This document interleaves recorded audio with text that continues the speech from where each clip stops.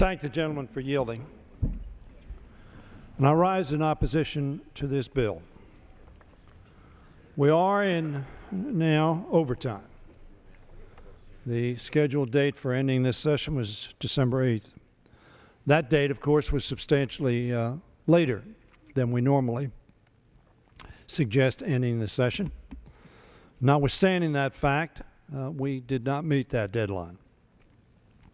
In the pledge to America, our Republican colleagues, when they were running for office to seek the majority, which they got, they pledged to America that they would not put non-germane items in must-pass bills.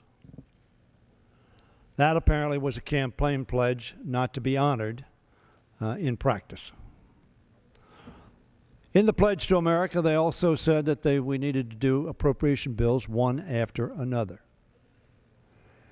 That apparently was a pledge to be honored during the campaign, but not in practice.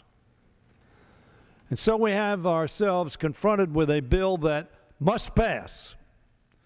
We must not leave this city and our responsibilities without extending unemployment insurance.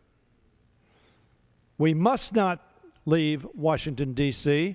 for this holiday season to deliver a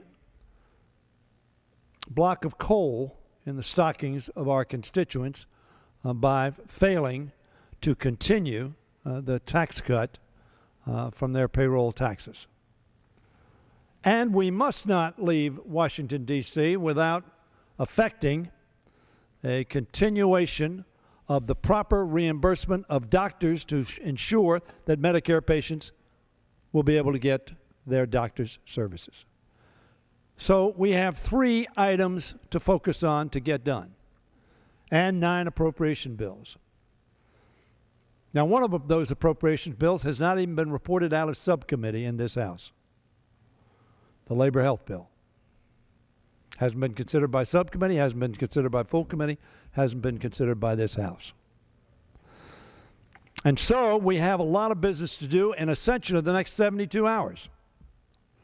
And so what are we confronted with? We're confronted with a bill of over 350 pages filed just a few days ago. We heard a lot about the bills. I'd be shocked if any member has read this bill. Shocked. By contrast, the bill that was so criticized, the Affordable Care Act, was up for review for over a year, hundreds of hearings and thousands, essentially, of meetings around this country. This has not had a single town meeting, a single hearing, and a single perspective around this country. I yield the whip an additional 1 minute. I thank the gentleman for yielding. So my Tea Party friends, I'm sure you lament the fact and think this bill ought not to be passed. But I haven't seen you. I haven't heard you.